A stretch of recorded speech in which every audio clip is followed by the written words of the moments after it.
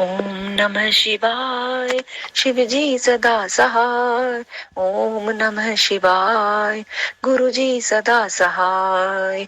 ओम नमः शिवाय। शिव जी सदा सहाय। ओम नमः शिवाय।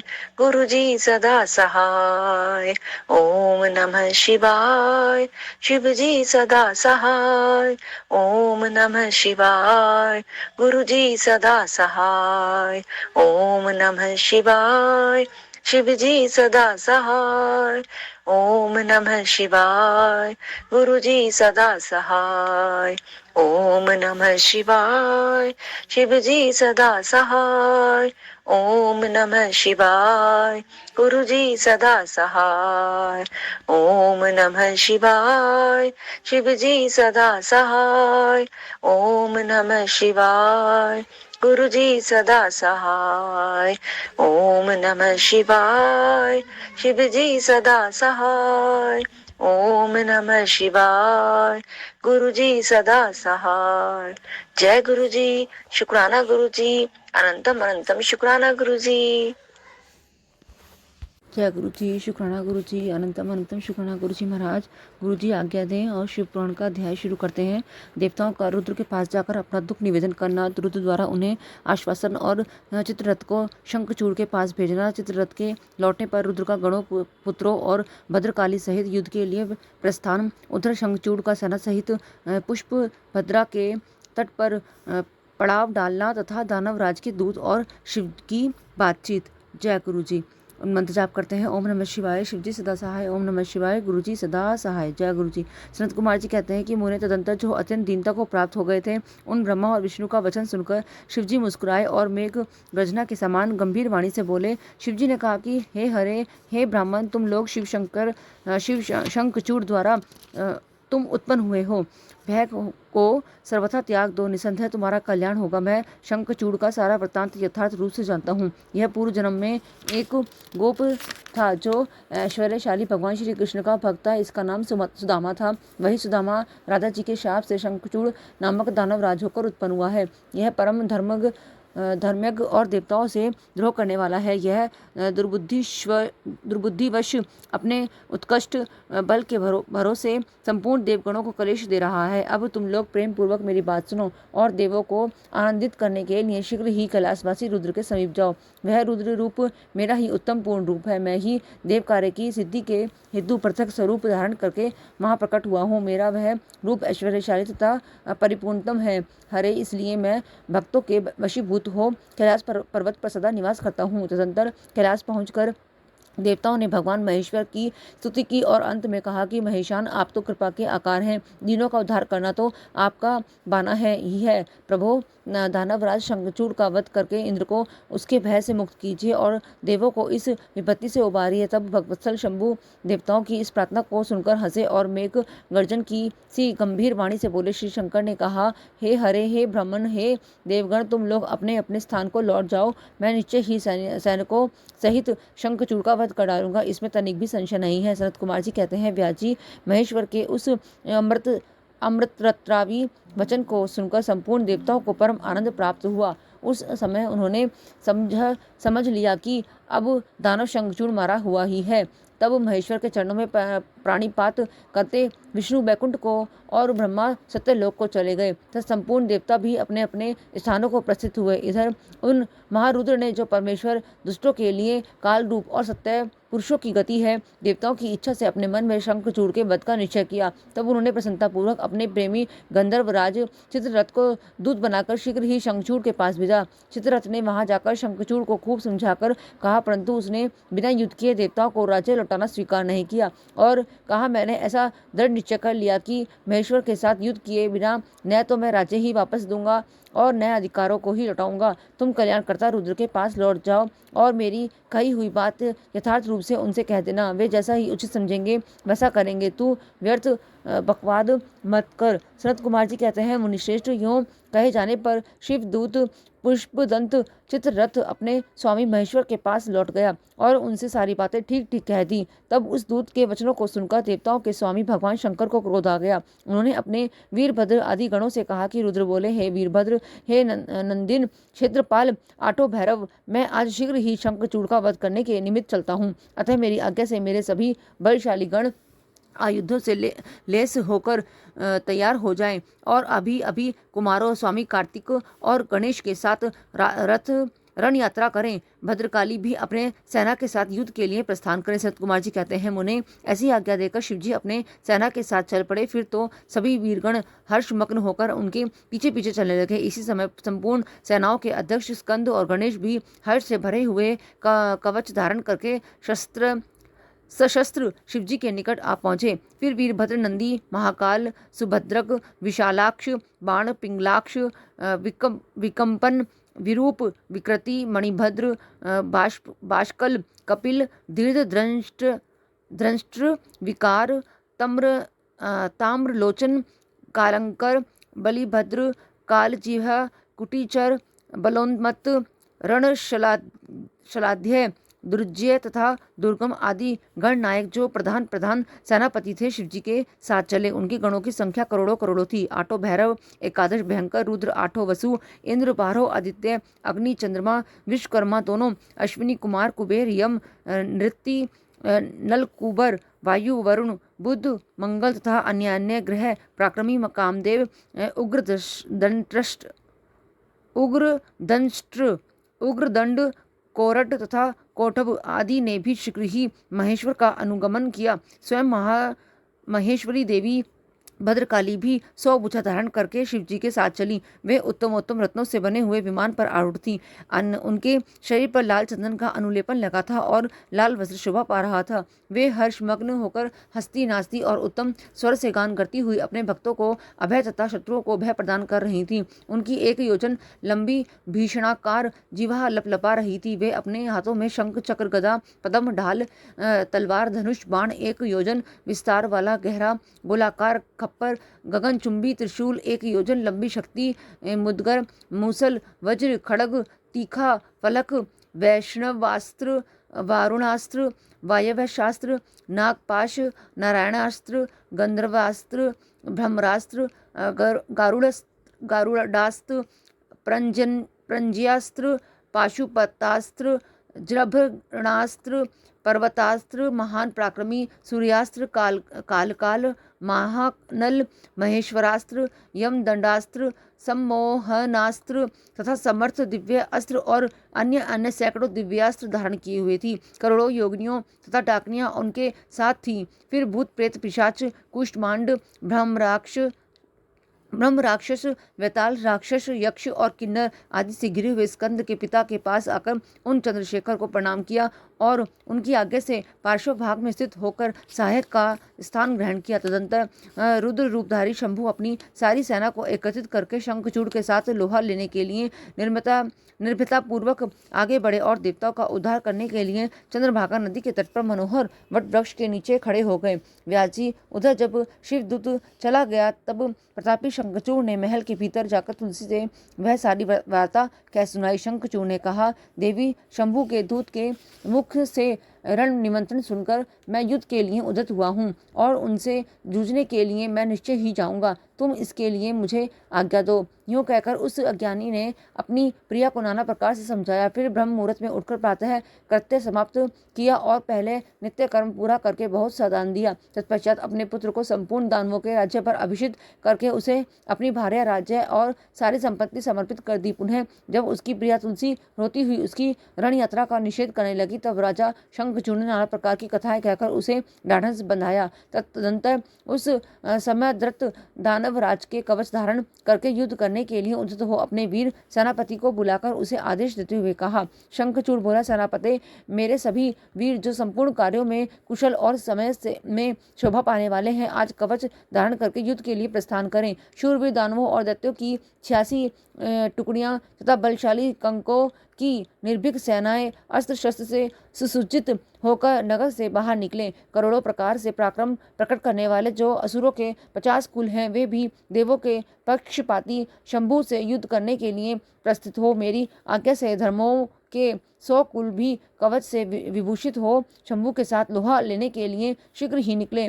कालकेयों, मौर्यों, दौर्हद्यों तथा कालकों को भी मेरी यह आज्ञा सुना दो कि वे रुद्र के साथ संग्राम करने के लिए रण सामग्री से सुसज्जित हो चले। सनत कुमार जी कहते हैं कि मुने सेनापति को यूं आदेश देकर असुरों का राजा महाबली दानवेंद्र शंखचूड़ सहस्त्रों प्रकार की बहुत बड़ी सेनाओं से घिरा हुआ नगर से बाहर निकला। उसका सेनापति भी युद्ध शास्त्र में निपुण, महारथी, महान शूरवीर और रणभूमि में रथियों में अग्रणीय था। इस प्रकार युद्ध स्थल में वीरों को भयभीत कर देने वाला वह दानवराज 3 लाख अक्षोहिणी सेनाओं पर शासन करता हुआ शिविर से बाहर निकला और उत्तमोत्तम रत्नों द्वारा निर्मित वाहन पर आरूढ़ हो गुरुजनों को आगे करके युद्ध के लिए चल पड़ा। आगे बढ़ने पर वह पुष्पभद्रा नदी के तट पर सिद्धाश्रम में जा पहुंचा। वहां एक मनोहर वटवृक्ष विराजमान था। वह सिद्धि क्षेत्र सिद्धियों को उत्तम सिद्धि प्रदान करने वाला था।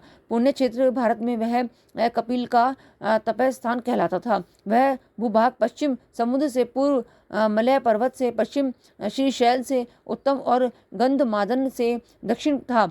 उसकी चौड़ाई 5 योजन और लंबाई 500 योजन थी। भारत के उस भाग में उत्तम पुण्य प्रदान करने वाली तथा शुद्ध स्फटिक के समान स्वच्छ जल से परिपूर्ण पुष्पभद्रा और सरस्वती नाम की 2 रमणीय नदियां बहती थी। सदा सौभाग्य से संयुक्त रहने वाली लवण सागर की प्रिया भार्या पुष्पभद्रा सरस्वती के साथ हिमालय से निकली हैं और गोमंत पर्वत को बाएं करके पश्चिम समुद्र में जा मिली हैं। वहां पहुंचकर शंखचूड़ ने शिवजी की सेना को देखा। मुने उसने पहले शिवजी के पास एक दानवेश्वर को दूत के रूप में भेजा। उसने शिवजी से युद्ध न करने के लिए कहा और शिवजी ने उसे देवताओं का राज्य लौटा देने की बात कही। अंत में महेश्वर ने कहा कि दूत, हम किसी का भी पक्ष नहीं लेते, क्योंकि हम तो सभी स्वतंत्र रहते ही नहीं, सदा भक्तों के अधीन रहते हैं और उनकी इच्छा से उन्हीं का कार्य करते रहते हैं। देखो, पूर्व काल में ब्रह्मा की प्रार्थना से पहल प्रलय समुद्र में श्री हरि और दैत्य श्रेष्ठ मधुकैटभ का भी युद्ध हुआ था। पुनः भक्तों के हितकारी उन्हीं श्री विष्णु ने देवताओं के प्रार्थना करने पर प्रहलाद के कारण हिरण्याकशिपु का वध किया था। तुमने यह भी सुना होगा कि पहले जो मैंने त्रिपुरों के साथ युद्ध करके उन्हें भस्म कर डाला था, वह भी देवों की प्रार्थना पर ही हुआ था। पूर्व काल में सर्वेश्वरी जगजननी का जो शुंभ आदि के साथ युद्ध हुआ था और जिनमें उन्होंने उन दैत्यों का वध कर डाला था, वह भी देवताओं की प्रार्थना करने पर ही घटित हुआ था। वे ही सभी देवगण आज भी ब्रह्मा के शरणापन्न हुए थे। तब वे उन देवताओं और श्री हरि के साथ मेरी शरण में आए थे। दूत इस प्रकार ब्रह्मा, विष्णु और देवगणों की प्रार्थना के वशीभूत हो देवों का अधीश्वर होने के कारण मैं भी युद्ध के लिए आया हूँ। तुम भी तो महात्मा श्री कृष्ण के श्रेष्ठ पार्षद हो। अब तक जो दैत्य मारे गए हैं, उनमें से कोई भी तुम्हारी समानता नहीं कर सकता। इसलिए राजन, देव कार्य की सिद्धि के लिए तुम्हारे साथ युद्ध करने में मुझे कौन सी बड़ी लज्जा होगी? अर्थात कुछ नहीं, क्योंकि मैं ईश्वर हूँ और देवताओं से मुझे विनयपूर्वक भेजा है। अतः तुम जाओ और शंखचूड़ से मेरी बात यह कह दो, वह जैसा उचित समझेगा वैसा करेगा। मुझे तो देवताओं का कार्य करना ही है। यूँ कहकर कल्याणकर्ता महेश्वर चुप हो गए। तब शंखचूड़ का वह दूत उठा और उसके पास चल दिया। अध्याय 31 से 35 तक विराम। जय गुरु जी। अब अध्याय है देवताओं और दानवों का युद्ध। शंखचूड़ के साथ वीरभद्र का संग्राम, पुनः उनके साथ भद्रकाली का भयंकर युद्ध करना और आकाशवाणी सुनकर निवृत्त होना। शिवजी का शंखचूड़ के साथ युद्ध और आकाशवाणी सुनकर युद्ध से निवृत्त हो विष्णु को प्रेरित करना। विष्णु द्वारा शंखचूड़ के कवच और तुलसी के शील का अपहरण। फिर रुद्र के हाथों त्रिशूल द्वारा शंखचूड़ का वध। शंख की उत्पत्ति का कथन। जय गुरु जी। सनत कुमार जी कहते हैं, महर्षि, जब उस दूत ने शंखचूड़ के पास जाकर विस्तार पूर्वक शिवजी का वचन कह सुनाया तथा तत्वतः उनके यथार्थ निश्चय को भी प्रकट किया, तब उसे सुनकर प्रतापी दानव राजा शंखचूड़ ने भी परम प्रसन्नता पूर्वक युद्ध को अंगीकार किया। फिर तो वह तुरंत ही मंदिर सहित रथ पर जा बैठा और उसने अपनी सेना को शंकर के साथ युद्ध करने के लिए आदेश दिया। इधर अखिलेश्वर शिवजी ने भी तत्काल ही अपनी सेना को तथा देवों को आगे बढ़ने की आज्ञा दी और स्वयं भी लीलावश युद्ध के लिए सन्नद्ध हो गए। फिर तो शीघ्र ही युद्ध आरंभ हो गया। उस समय नाना प्रकार के रणवाद बजने लगे। वीरों के शब्द और कोलाहल चारों ओर गूंज उठे। मुने इस प्रकार देवताओं और दानवों का परस्पर युद्ध होने लगा। उस समय वे दोनों सेनाएं धर्मपूर्वक झुंझने लगी। स्वयं महेंद्र वर्ष परवा के साथ लड़ने लगे और विप्रचित के साथ सूर्य का धर्म युद्ध होने लगा। विष्णु दंभ के साथ भीषण संग्राम करने लगे। कालासुर से काल, गोकर्ण से अग्नि, कालकेय से कुबेर, मय से विश्वकर्मा, भयंकर से मृत्यु, संहार से यम, कालांबिक से वरुण, चंचल से वायु, घटपृष्ठ से बुध, रक्ताक्ष से शनैश्चर, रत्नसार से जयंत, वर्चा गणों से वसुगण, दोनों दीप्तिमानों से दोनों अश्विनी कुमार, धूम्र से नलकूबर, धुरंधर से धर्म गण, काक्ष से मंगल, शोभाकारक से वैश्वानर, पिपीट से मनमथ, कोकामुख, चूर्ण, खड़ग, ध्रुम्ब, संहल, प्रतापी, विश्व और पलाश नामक असुरों से बाहरों आदित्य धर्म पूर्वक लोहा लेने लगे। इस प्रकार शिवजी की सहायता के लिए आए हुए अमरों का असुरों के साथ युद्ध होने लगा। 11 और महारुद्र महान बल पराक्रम से संपन्न 11 भयंकर असुर वीरों से भिड़ गए। उग्र और चंड आदि के साथ महामणि, राहु के साथ चंद्रमा और शुक्राचार्य के साथ बृहस्पति धर्म युद्ध करने लगे। इस प्रकार उस महायुद्ध में नंदीश्वर आदि सभी शिवगण श्रेष्ठ दानवों के साथ संग्राम करने के लगे। विस्तार भय से उनका पृथक वर्णन नहीं किया गया। मुने उस समय सारी सेनाएं निरंतर युद्ध में व्यस्त थीं और शंभु काल्यासुत के साथ वटवृक्ष के नीचे विराजमान थे। उधर शंखचूड़ भी रत्नाभरणों से विभूषित हो करोड़ों दानवों के साथ रमणीय रत्न सिंहासन पर बैठा हुआ था। फिर देवताओं तथा असुरों में चिरकाल तक अत्यंत भयंकर युद्ध होता रहा। तदनंतर शंखचूड़ भी आकर उस भीषण संग्राम में जुट गया। इसी बीच महाबली वीरभद्र समर भूमि में बलशाली शंखचूड़ से जा भिड़े। उस युद्ध में दानवराज जिन जिन अस्त्रों की वर्षा करता था उनको वीरभद्र खेल ही खेल में अपने बाणों से काट डालते थे। व्यास जी इसी समय देवी भद्रकाली ने समय भूमि में जाकर बड़ा भयंकर सिंहनाद किया। उनके उस शब्द को सुनकर सभी दानव मूर्छित हो गए। उस समय देवी ने बारंबार अट्टहास किया और मधुपान करके वे रण के मुहाने पर नृत्य करने लगी। उनके साथ ही उग्रदंड्रष्टा, उग्रदंडा और कोटवी ने भी मधुपान किया तथा अन्य अन्य देवियों ने भी खूब मधु पीकर युद्ध स्थल में नाचना आरंभ किया। उस समय शिवगणों तथा देवों के दलों में महान कोलाहल मच गया। सारा सुर समुदाय बहुत प्रकार से गर्जना करता हुआ हर्षमग्न हो गया। तदंतर काली ने शंखचूड़ के ऊपर बड़ा कालीन अग्नि की शिखा के समान दीप्त आग्नेयास्त्र चलाया, परंतु दानवराज ने वैष्णवास्त्र से उसे शीघ्र ही शांत कर दिया। तब देवी भद्रकाली ने उस पर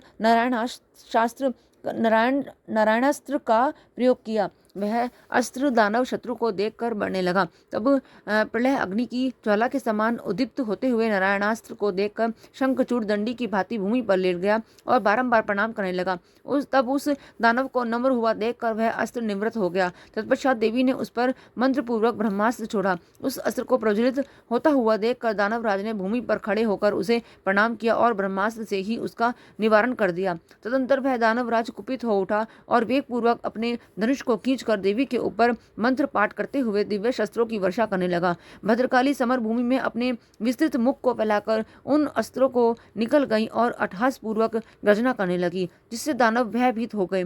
तब शंखचूड़ ने काली के ऊपर 100 योजन लंबी शक्ति से वार किया, परंतु देवी ने अपने दिव्य शस्त्र समूह के उसके 100 टुकड़े कर दिए। यूं उन दोनों में चिरकाल तक युद्ध होता रहा और सभी देवता तथा दानव दर्शक बनकर उसे देखते रहे। अंत में देवी ने महान कोपावेश से उस पर वेगपूर्वक मुष्टि प्रहार किया। उसकी चोट से वह दानवराज चक्कर काटने लगा और उसी क्षण मूर्छित हो गया। फिर क्षण भर में ही उसकी चेतना लौट आई और वह उठ खड़ा हुआ, परंतु उस प्रतापी ने मात्र बुद्धि होने के कारण देवी के साथ महायुद्ध नहीं किया। तब देवी ने उस दानव को पकड़कर उसे बारंबार घुमाया और बड़े क्रोध से वेगपूर्वक ऊपर को उछाल दिया। प्रतापी शंखचूड़ वेग से ऊपर को उछला और पृथ्वी पर गिर पर पुनः उठ खड़ा हुआ। उस महायुद्ध में वह तनिक भी भ्रांत नहीं हुआ था, बल्कि उसका मन प्रसन्न था। तत्पश्चात वह भद्रकाली को प्रणाम करके बहुमूल्य रत्नों द्वारा निर्मित अपने परम मनोहर विमान पर जा बैठा। इधर कालिका मुख से विहल होकर दानवों का रक्तपान करने लगी। इसी अवसर पर वहां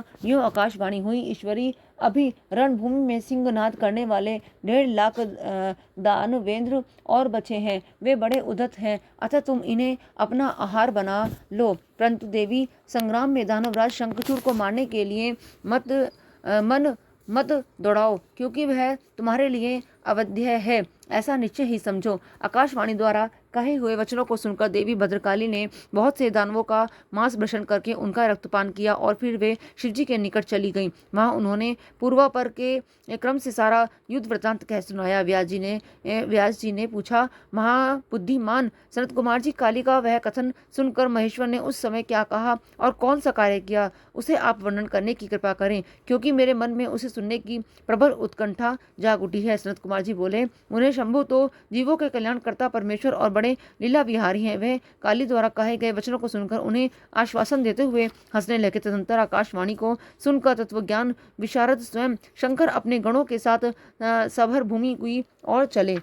उस समय वे महावृषभ नंदीश्वर वीर सवार थे और उन्हीं के समान पराक्रमी वीरभद्र, भैरव और क्षेत्रपाल आदि उनके साथ थे। रणभूमि में पहुंचकर महेश्वर ने वीर रूप धारण किया। उस समय उन रुद्र की बड़ी शोभा हो रही थी और वे मूर्तिमान काल से ही दिख रहे थे। जब शंखचूड़ की दृष्टि शिवजी पर पड़ी तब वह विमान से उतर पड़ा और परम भक्ति के साथ दंड की भांति पृथ्वी पर लौटकर उसने सिर के बल उन्हें प्रणाम किया। इस प्रकार नमस्कार करने के पश्चात वह तुरंत ही अपने विमान पर जा बैठा और कवच धारण करके उसने धनुष बाण उठाया। फिर तो दोनों ओर से बाणों की झड़ी लग गई। यों व्यर्थ ही बाण वर्षा करने वाले शिव और शंखचूड़ उस उग्र युद्ध सैकड़ों वर्षों तक चलता रहा। अंत में युद्ध स्थल में शंखचूड़ का वध करने के लिए महाबली महेश्वर ने सहसा अपना वह त्रिशूल उठाया, जिसका निवारण करना बड़े बड़े तेजस्वियों के लिए भी अशक्य है। तब तत्काल ही उसका निषेध करने के लिए यों आकाशवाणी हुई, शंकर, मेरी प्रार्थना सुनिए और इस समय इस त्रिशूल को मत चलाइए। ईश, यद्यपि आप क्षण मात्र में पूरे ब्रह्मांड का विनाश करने में सर्वथा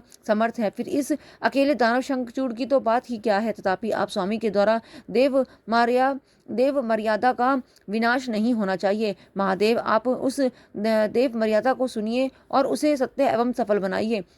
वह देव मर्यादा यह है कि जब तक इस शंखचूड़ के हाथ में श्री हरि का परम उग्र कवच वर्तमान रहेगा और इसकी पतिव्रता पत्नी तुलसी का सतीत्व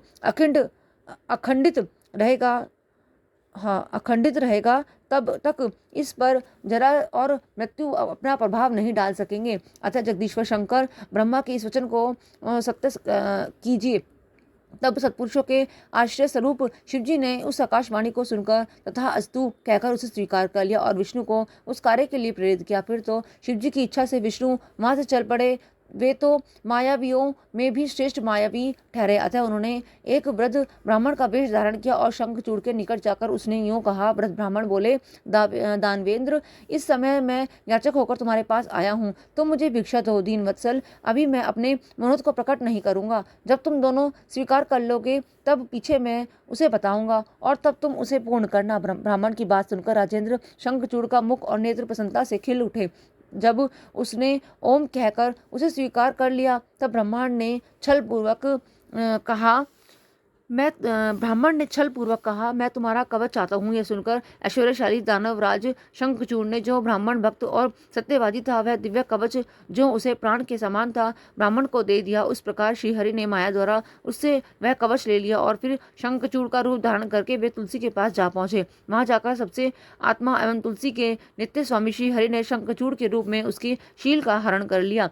इसी प्रकार विष्णु भगवान ने शंभु से अपनी सारी बात कह सुनाई। तब शिवजी ने शंखचूड़ के वध के निमित्त अपना उद्दीप्त त्रिशूल हाथ में लिया। परमात्मा शंकर का वह विजय नामक त्रिशूल अपनी उत्कृष्ट प्रभा बिखेर रहा था। उससे सारी दिशाएं, पृथ्वी और आकाश प्रकाशित हो उठे। वह मध्याह्नकालीन करोड़ों सूर्य तथा प्रलय अग्नि की शिखा के समान चमकीला था। उसका निवारण करना असंभव था। वह दुर्धर्ष, कभी व्यर्थ न होने वाला और शत्रुओं का संहार किया।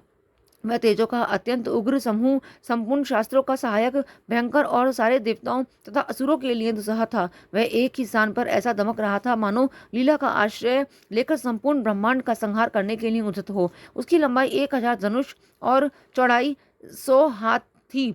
उस जीव ब्रह्म स्वरूप शूल का किसी के द्वारा निर्माण नहीं हुआ। उसका रूप नित्य था। आकाश में चक्कर काटता हुआ वह त्रिशूल शिवजी की आज्ञा से शंखचूड़ के ऊपर गिरा और उसने उसी क्षण उसे राख की ढेरी बना दिया। प्रिय महेश्वर का वह शूल मन के समान वेगशाली था। वह शीघ्र ही अपना कार्य पूर्ण करके शंकर के पास आ पहुंचा और फिर आकाश मार्ग से चला गया। उस समय स्वर्ग में दुम्बियां बजने लगी, गंधर्व और किन्नर गान करने लगे, देवों तथा मुनियों ने स्तुति करना आरंभ किया और अप्सरा नृत्य करने लगी। शिवजी के ऊपर लगातार पुष्पों की वर्षा होने लगी और ब्रह्मा, विष्णु, इंद्र आदि सभी देवता तथा मुनिगण उनकी प्रशंसा करने लगे। दानवराज शंखचूड़ भी शिवजी की कृपा से शाप मुक्त हो गया और उसे उसके पूर्व श्री कृष्ण पार्षद रूप की प्राप्ति हो गई। शंखचूड़ की हड्डियों से शंख जाति का प्रादुर्भाव हुआ। जिस शंख का जल शंकर के अतिरिक्त समस्त देवताओं के लिए प्रशस्त माना जाता है। महामुनि श्री हरि और लक्ष्मी को तथा उनके संबंधियों को भी शंख का जल विशेष रूप से अत्यंत प्रिय है, किंतु शिव के लिए नहीं। इस प्रकार शंखचूड़ को मारकर शंकर उमा, स्कंद और गणों के साथ प्रसन्नता पूर्वक नंदीश्वर पर सवार हो शिवलोक को चले गए। भगवान विष्णु ने वैकुंठ के लिए प्रस्थान किया और देवगण परमानंद मग्न हो अपने अपने लोक को चले गए। उस समय जगत में चारों ओर परम शांति छा गई। सबको निर्विघ्न रूप से सुख मिलने लगा। आकाश निर्मल हो गया और सारी पृथ्वी पर उत्तम उत्तम मंगल कार्य होने लगे। मुने, इस प्रकार मैंने तुमसे महेश के जिस चरित्र का वर्णन किया है वह आनंददायक, सर्व दुखहारी, लक्ष्मी प्रद और संपूर्ण कामनाओं को पूर्ण करने वाला है। अध्याय 36 से लेकर 40 विराम। जय गुरु जी।